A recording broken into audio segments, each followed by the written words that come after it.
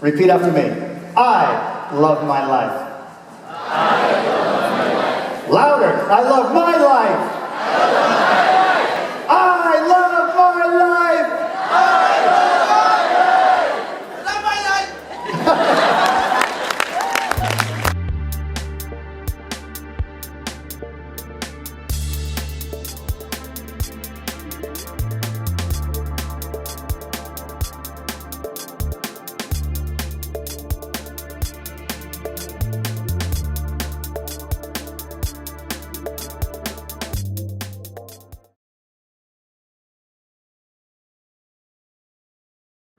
Be true to yourself.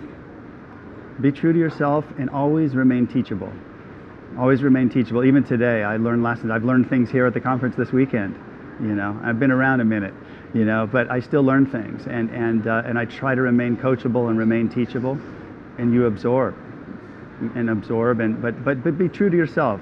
I received a question on the stage. You know, there's a lot of diverse work. How do you deal with that? Should you give the client what they're asking for, or be true to yourself? And obviously there's compromise in that because it is a business and you have to respond, but respond authentically.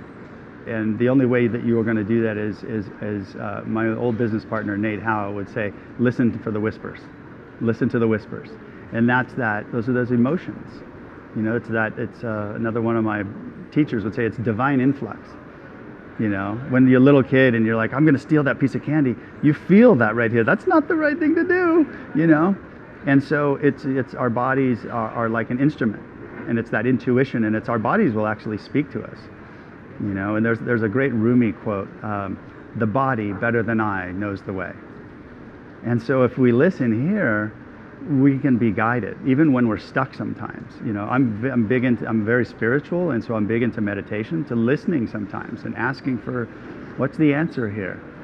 A great example, I was editing my film, and we did a few screenings, and there were some things, people just weren't getting some stuff, and you know, because I'm so close to it, and all of a sudden I was like, oh, this just isn't right. We've got to make some changes here. We're missing something. And I was trying to rush to get it into the Sundance Film Festival.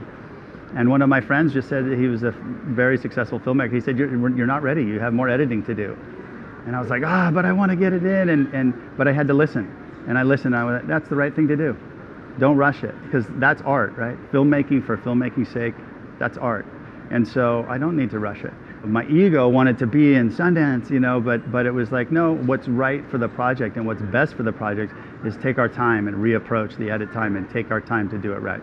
You know, again, remaining coachable and listening, you know, for that guidance, because I know when I'm, you know, or if I'm trying to rush through something, I feel it here. Like it happened to me on stage. The audio went out, and all of a sudden I was like, I kind of got nervous. I'm like, oh no, how do I fill the time while they're fixing that? And I had to kind of scramble and improvise, and I kind of checked in with myself. And it's like, it's okay.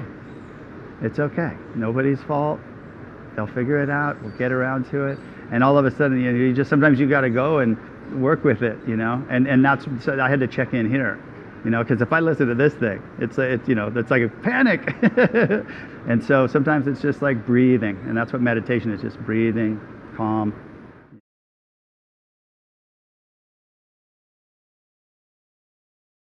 Is it a happy dragon?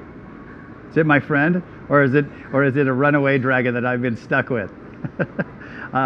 I think I'm more the dragon type. I like going fast. Besides, if you're flying on a unicorn and the unicorn stops, it's not good. If it stops really fast, you're in trouble.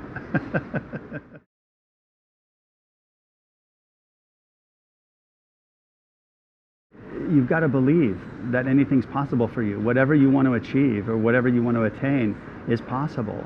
I think a great example happened right here in the Philippines, where you had an amazing young singer who loved to sing and was in 5 or 6 failed bands, before all of a sudden on the other side of the ocean, some guys from a band called Journey sought him out through his friends' YouTube posts, and he became a rock star in the band that he worshipped.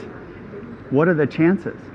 And my point for that is, that's why the power of the spoken word is so important, because when you speak your intention and you repeat it over and over, the universe will move things around for you Because if you would have told somebody in the United States, the new lead singer for Journey is going to come from a little town in the Philippines, people would be like, you're crazy, that would never happen. There's other guys way more deserving or in line ahead of him. But he didn't stop believing, right? Like the song, and he believed. And you know, just like when you watch a fighter like Manny Pacquiao, when he gets in the ring, he believes he's going to win. And that's why he's so successful, and he wins a lot of the time, you know, because he believes it. But you can also see the fighter when they get in the ring and they have doubt, or they've read the papers and they're an underdog, we saw that in Manny as well. You know, we've seen that with him before. When he goes in there, and if there's any doubt in his mind, you can see it in his face, right? And it's like, oh, this guy's gonna get beat. The mind is, and the words are so important to basically set the trajectory for your journey. Double entendre there with the journey, but but you know what I'm saying, right? Where it's like, there's a lot of people that could be in my space. I've been very successful and very lucky to have a really amazing career. But for me, in those dark nights of doubt and insecurities and fears, I always believed, I never stopped believing that, like, there's a better life for me. There's a chance for me there. There's a space for me there. And what's great is the universe is expanding, and so no one else has to fall for you to get there. There's room for everybody there. And some people don't go because they can't speak it or see it or believe it. But I'm here to say, you can change that story at any time, you know, and you can write a new story. Because the old stories are lies. When there's that doubt and that fear, and that, it's like, and that's why, you know, like I had everybody do it in that room. It was really fun to say, I love my life. And even when you don't feel it sometimes, it's good to just change the energy. And you know, you can't be happy all the time because things happen in life, but you know, you don't have to stay there. We have been given a gift of creativity and of talent and of vision. And so the universe has given us the responsibility to, through design and through our work, to make the world a more beautiful place. I take that pretty seriously, that like, well, we better do that and spread some beauty and joy and love and have fun along the way. And it doesn't have to be a miserable grind. It can be done with joy. And I think when you're in that space and you're happy and you're doing what you love, that's when the best work comes out. Somebody told me once, they said that the longest journey we have to make is from our head to our heart. You know, and then when you get there, that's where that, and this is, I'm writing this in my book, but that's where there's that spark. Sometimes when we're beat up and tired or whatever, it's just a smoldering little wisp of smoke, right? But then all of a sudden, when you start to move in the direction of your dreams, that starts to become a raging fire, and that's that passion, you know, that gets lit up. And when we find that, it's like we're bulletproof, we're indestructible when we're living in that zone. You know, you look at somebody like LeBron James, he's not doubting the career choice he made. He's on fire doing what he does best, you know, and his mental attitude is every time he shoots that ball, he believes that ball is going in the hoop. It doesn't, but he doesn't dwell on that. He gets the ball again and shoots again and believes that one's going to go in there. And that's why he's so amazing at his sport, because his level of focus and his ability to forget the misses, you know, is so incredible. And then he just right back to focus on what's good, focus on what's working, you know. And it's the law of attraction. When you focus on what's good and you focus on what's working, you attract more of that.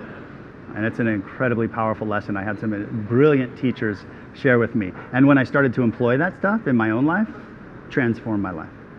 I attracted my soulmate into my world, my fiance Elizabeth, who I'm going to go meet on an island here tomorrow. I fly to meet her, and I got an amazing life today.